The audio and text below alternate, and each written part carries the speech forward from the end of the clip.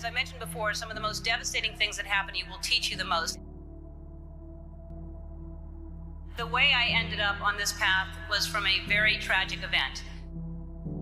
When I finished school, I was completely lost. I had no ambition. I didn't know what I wanted to do. I did everything from I shucked oysters, I was a hostess, I was a bartender, I was a waitress, I painted houses, I sold vacuum cleaners. I had no idea.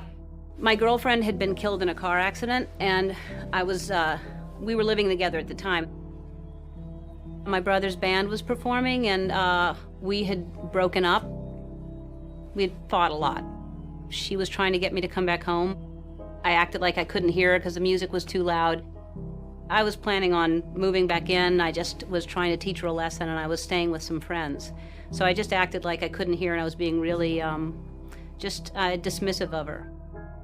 She had left before us, and as we were driving home, we saw a car, and it was split in two, and we heard sirens behind us, so it had just happened.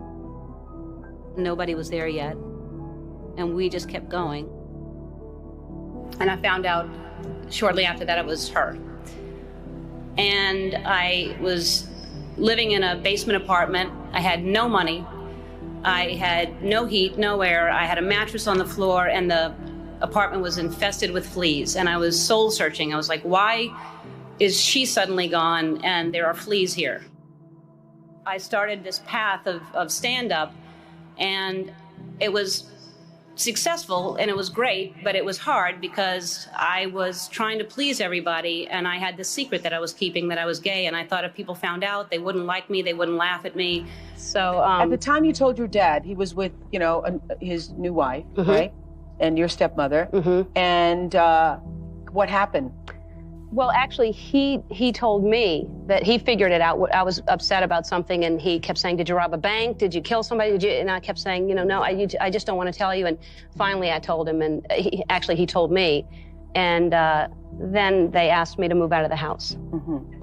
And so because she had two little girls that they worried that it would influence them. And, everything was fine. It was just they didn't want me living in the house with the two little girls, which really hurt because I loved them, I finally decided that I was living with so much shame and so much fear that I just couldn't live that way anymore. And I decided to come out and make it creative, and my character would come out at the same time. And it wasn't to make a political statement. It wasn't to do anything other than to free myself up from this heaviness that I was carrying around. And I just wanted to be honest.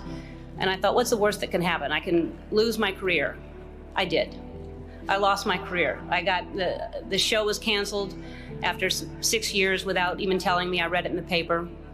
The phone didn't ring for 3 years. I had no offers. Nobody wanted to touch me at all. And yet I was getting letters from kids that almost committed suicide but didn't because of what I did. And I realized that I had a purpose, and it wasn't just about me, and it wasn't about celebrity, but I felt like I was being punished, and it was a bad time. I was angry, I was sad, and then I was offered a talk show. And the people that offered me the talk show tried to sell it, and most stations didn't want to pick it up. Most people didn't want to buy it because they thought nobody would watch me. And really, when I look back on it, I wouldn't change a thing. I mean, it was so important for me to lose everything because I found out what the most important thing is to be true to yourself. And ultimately, that's what's gotten me to this place. I don't live in fear. I'm free. I have no secrets. And I know I'll always be okay because no matter what, I know who I am. For me, the most important thing in your life is to live your life with integrity and not to give in to peer pressure to try to be something that you're not. To live your life as an honest and compassionate person, to contribute in some way.